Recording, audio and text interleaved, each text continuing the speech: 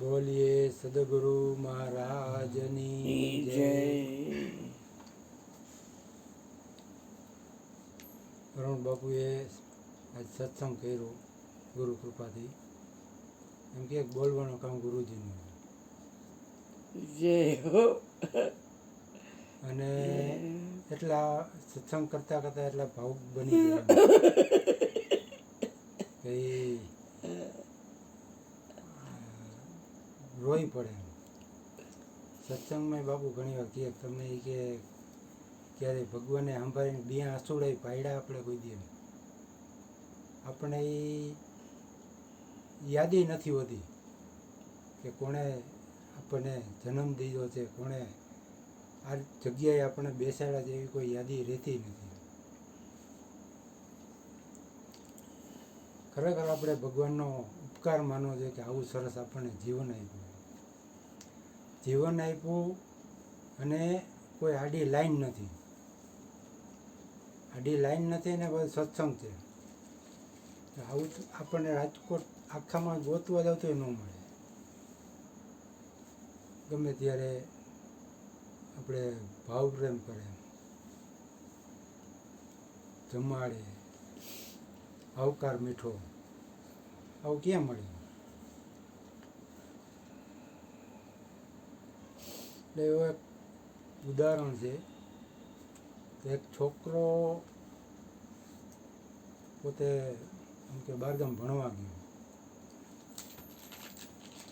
ગયો ને થોડીક પરિસ્થિતિ નબળી,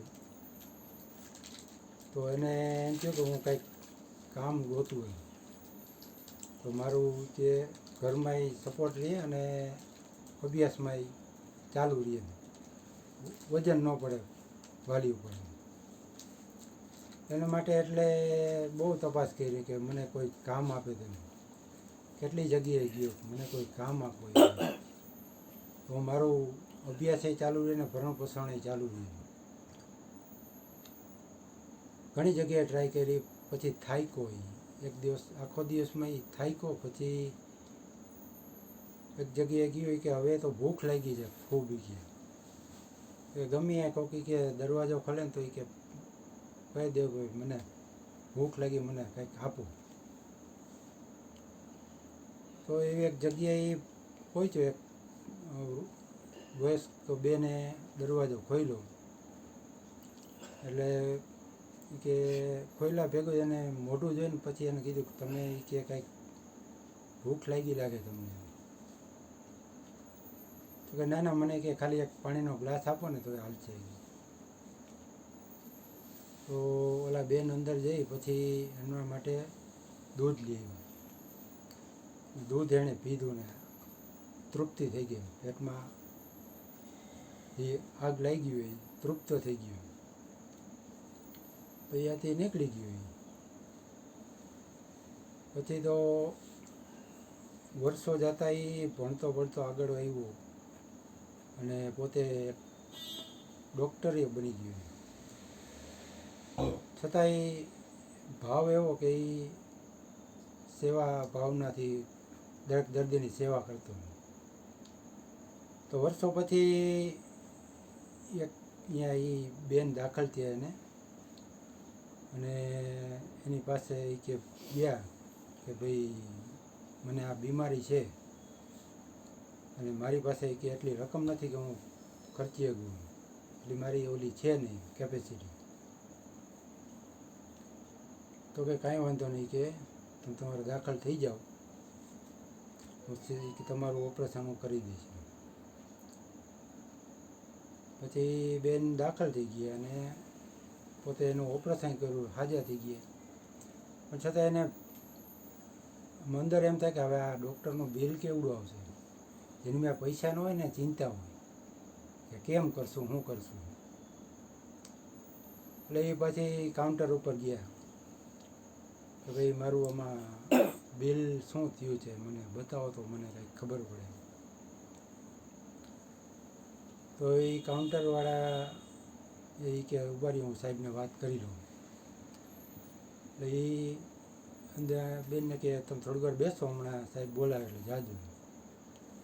થોડીક વાર પછી એમને અંદર બોલાવ્યા તો કે સાહેબ તમે મને બહુ સારી રીતે સાચવ્યા અને મદદ કરી અને બિલ એનું શું આપ્યું? એ કે એનું બિલ તો તમે કે વર્ષો પહેલાં એક ગ્લાસ દૂધ મને આપ્યું હતું ને એમાં જ આવી ગયું. જય એટલે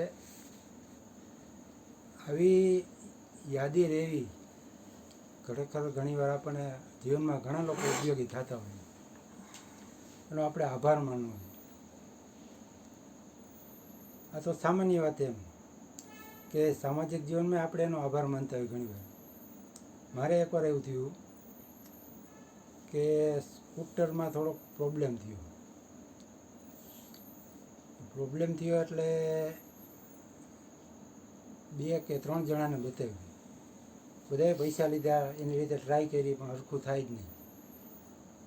પછી મેં એકવાર યુટ્યુબમાં જોયું કે ભાઈ આનું એમાં પ્રોબ્લેમ શું હતો કે થોડીક મેં હરી કરી હતી એવું નથી કે ગાડીમાં ઓલી એવરેજનું સેટિંગ માટે ટ્રાય કરી હતી.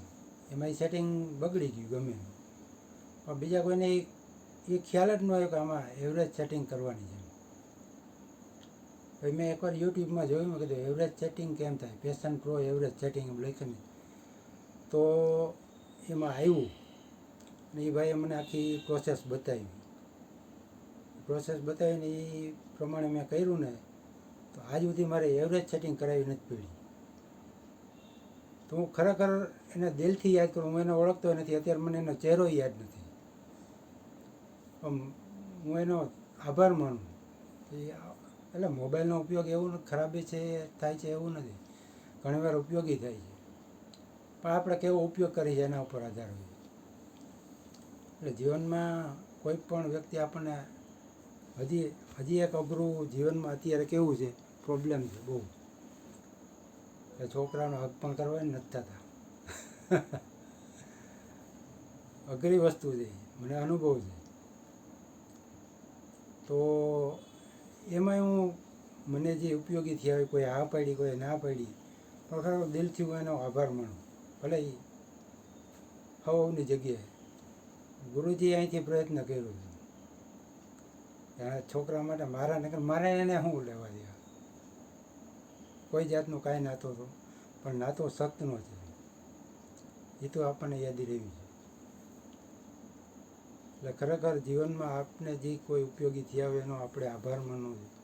ગુરુજી તો એ કે આપણે એ કાંઈ લેવા દેવા જ નથી, એ ભલે ગમે હું એનું કલ્યાણ થાય એ જ ઈચ્છું. એટલે ખરેખર આપણે આવા સત્સંગી પુરુષનો લાભ લેવો જ જોઈએ. બોલીએ સદગુરુ મહારાજની જય.